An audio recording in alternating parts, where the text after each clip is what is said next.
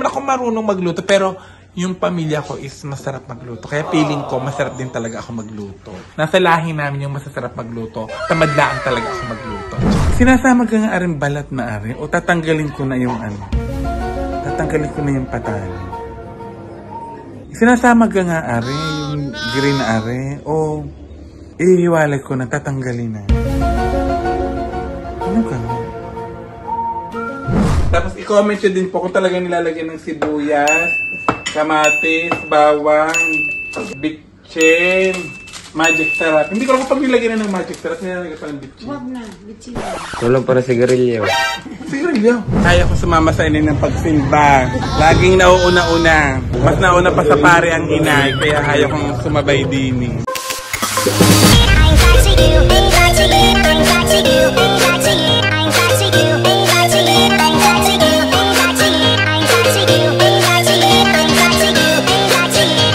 Hi everyone! Happy Sunday morning! Ako muna ay magkakape.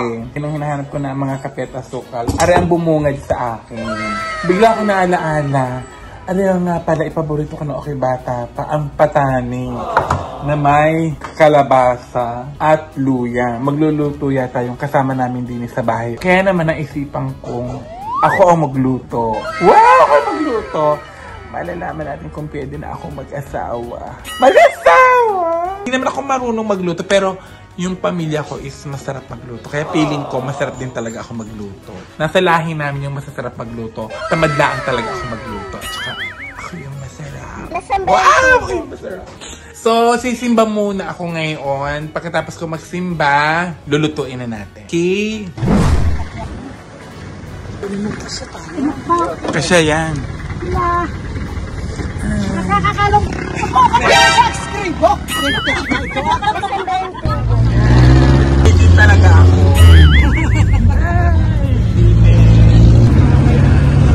Pag may sirkisip mo nila na. Sarap. Sarap. Aray ko. Diyos ko po, nauntog pa. Subukan yung tumaway, uhulog ko kayo. Manong-manong kang ini mag-video. Hindi. Hindi nga ako marunong mag-Facebook. Ang akin na. Baka maulog ka dyan ha. Manong para... Wala pa inay ha. Tanda ko kayo mga mukha. Hindi ako pinaupo. Bye! Salamat! Kaya ayaw ko sumama sa inyo ng pagsimba. Laging nauuna-una. Mas nauna pa sa pare ang inay, kaya ayaw kong sumabay din. Gaganda niya naman. Yeah! Mga inay.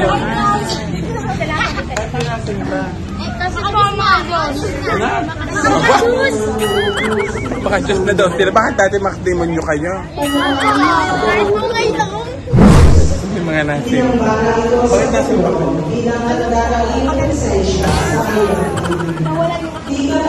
Iingay na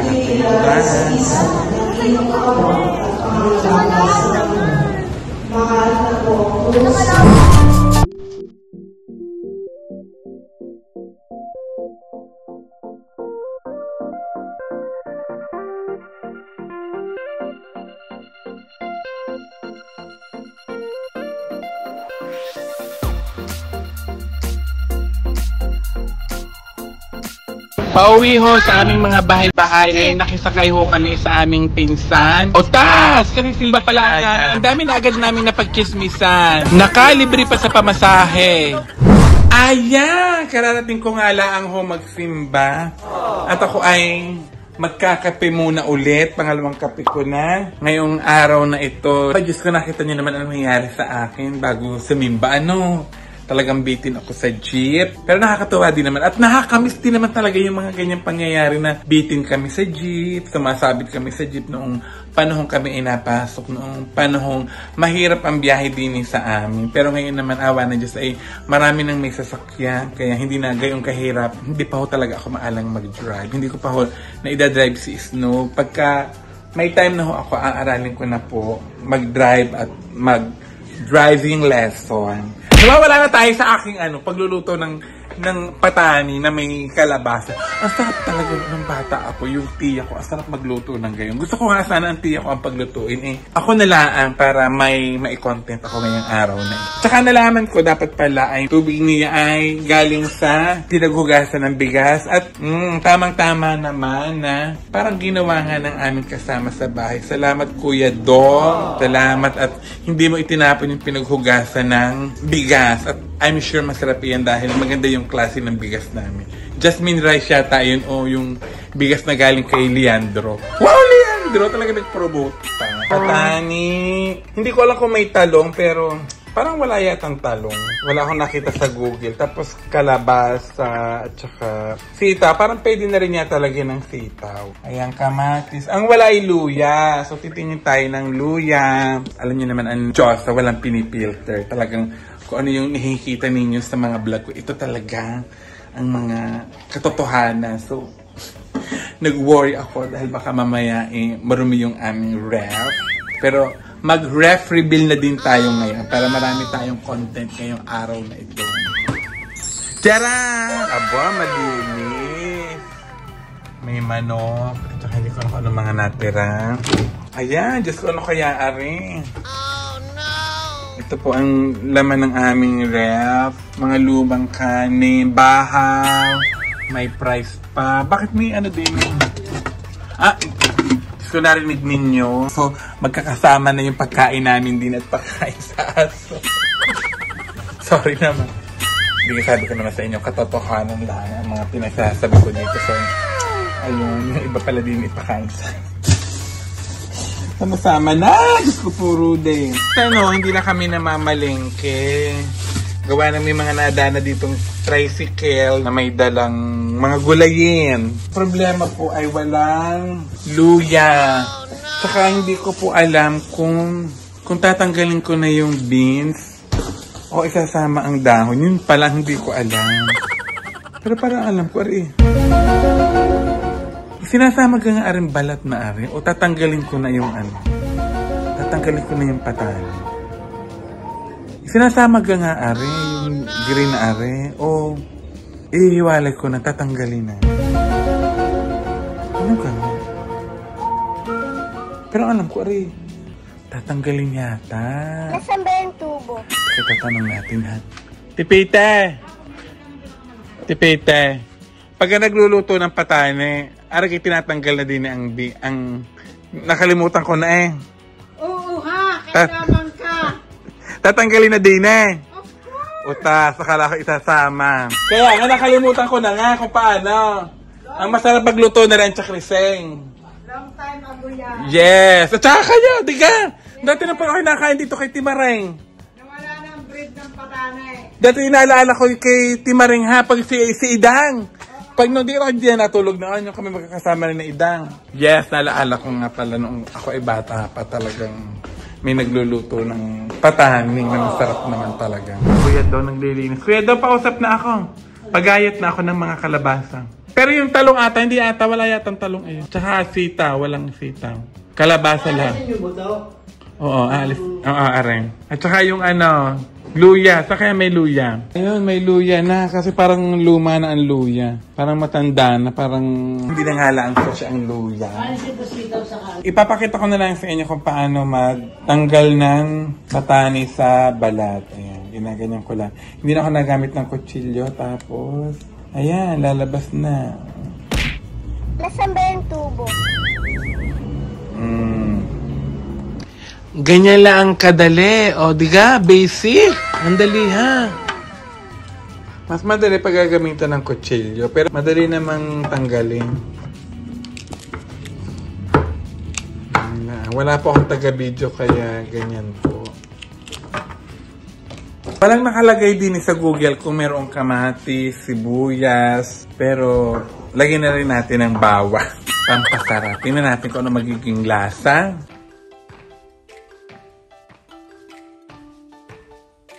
Ayan, nagayat na ang mga ingredients. Kasi parang kakaunti ang luya, Dong.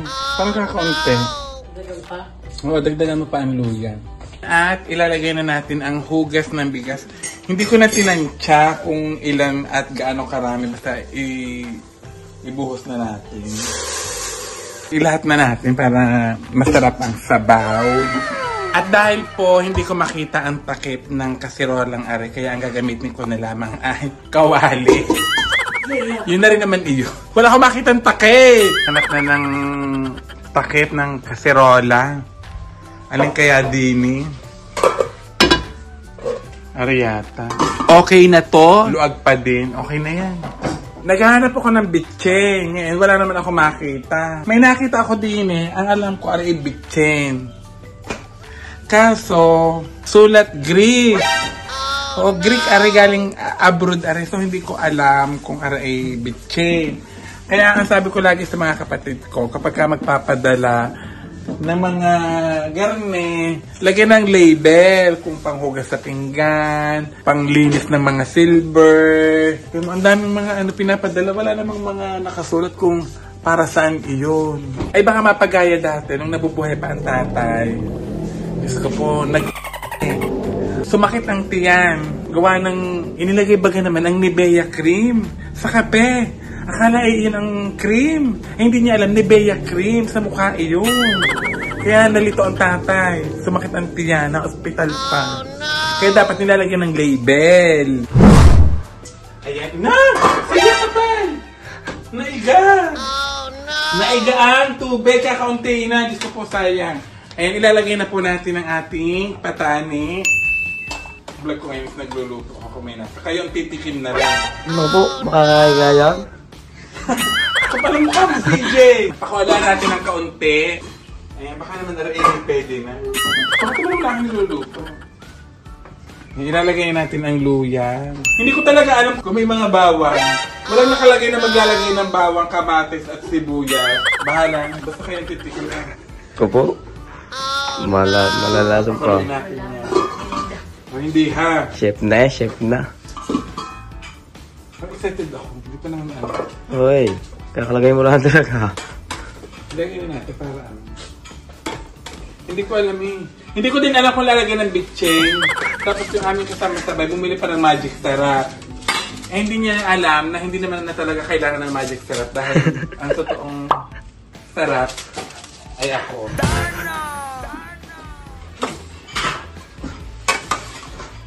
Yo, bahala na. Kung makakain rin. Yung mga kainin ha. Pakulaan muna natin.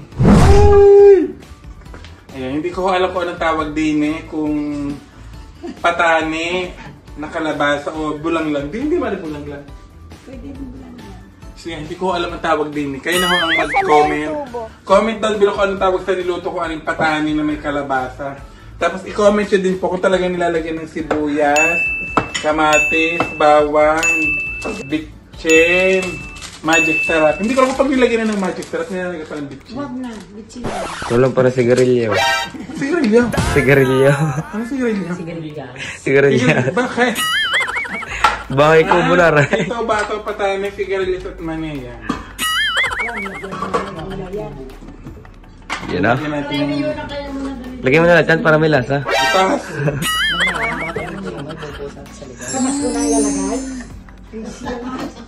Chef Basta na. wala ng ano kung... Change passion na. Chef na. Hindi na uso yung mga tinatakal-takal. Bawang. Pero titikman muna natin kung ano. Oh no! Paminta. Lagay mo na lahat. Hindi ko alam kung ano nilalagay ng paminta. Ha? Nilagay ko na ng asin, harang asin. Mantika, lagyan mo mantika. Ha? Huwag doon lalagyan ng paminta, sabi ng ina. Mantika. O, magic syrup na lang kaya. Magic syrup na. Huwag ka na magiging ng bitchin. O, magic syrup. Pag kami nagluluto ka na bakit magic syrup at nilalagay naman.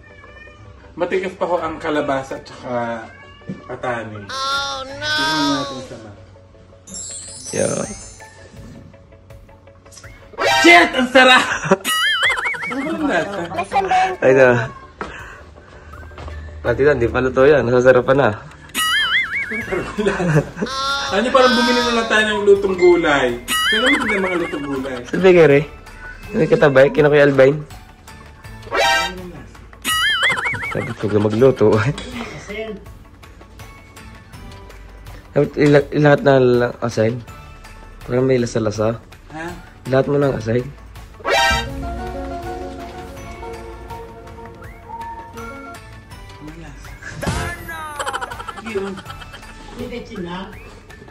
Ngayon ko kayo ng bitchin. Hindi ka rin bitchin. Oh, magic sarap na. Magic syrup na lalagay mo. Dahil walang lasa. Magic sarap baka naman. Galat na pa na rin. Aba, ikaw bahala. Ilas na natin. Para masarap. Ba't nga walang lasa? Oh no! Baka na hindi pa luto yung ano. Pabulakan mo muna. Palamutin mo ang labas, ha?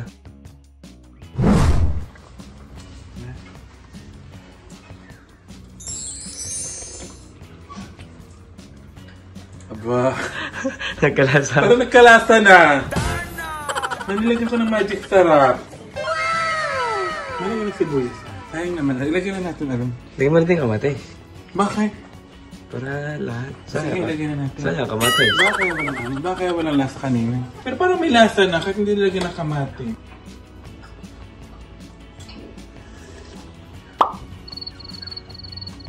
Parang nagkalasa lang anong ano. Parang sumama ang lasa na rin. Malagyan na niya. Baka aasim are. Hindi yan. Trust the process. Yan na.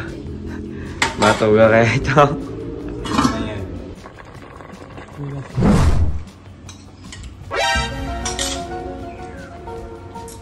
Pwede na akong pagtsagaan. Sabi nga nila, nakaligtas sa gutom. Sakit sa bato, hindi. Hindi, parang may mali. Dahil parang nauubos na ho ang sabaw. Oh, no. Tapos malambot na ang kalabasa. Kaso po yung patani. Matigas pa. Parang may mali ho yata. Pero ganun naman po talaga. We learn from our mistake. We learn from our mistake. Pero parang may kaunti namang lasa. Kasi hindi ko talaga alam. Please enlighten me po kung talagang dapat nilagyan ko ng kamatis at sibuyas. Baka kaya naghalo-halo ang lasa. Tapos nga po yung patani, ang tigas pa ho. Ipaiga na ho ang sabaw. Dahil nga po parang naiga na ho ang sabaw. Dapat talaga rin masabaw. Dadagdagan ko ng kaunting tubig dahil medyo maalat pa din naman. Hindi naman maalat, parang masyadong malasa. And food tasting na tayo.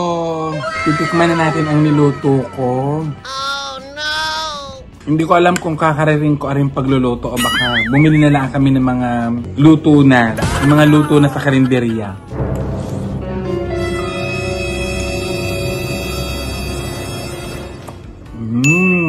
Ayos naman eh. Sarap ha.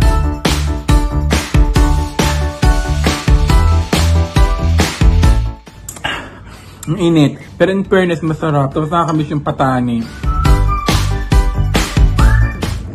Okay din naman. Masarap.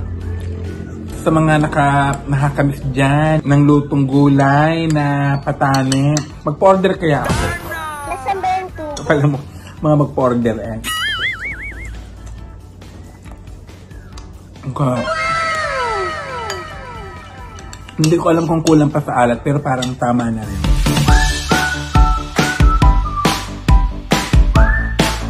Sino na lang ang magdagdag ng mga kaunting patis pero parang tama na.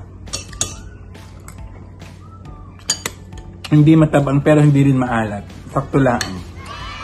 Nasa sa inyo yung kung maglalagay kayo ng patis o ano. Ang sarap! Pwede na mag-asawa ang Diyosang! Bye-bye! Kakain muna ako. 2 bulos na ho ako. Ngayon naman akong kakain.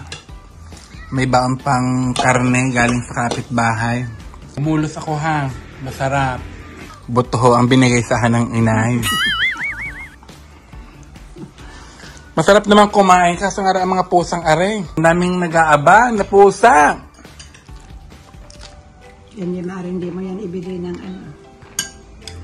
Nilagyan mo rin ng luya. Alam mo pag nagugulay ka, lagi mong naman na kamatis pag malamula. Kahit na gisa. Kulang sa asin? Sakto lang ha. Ha? Kulang sa asin? Bawal na kayong sa maalat ha. Okay lang nga. Pasado daw sa inay. Hindi pasado eh. Araw lang naman pang ulam natin. Ulam na pagpilian.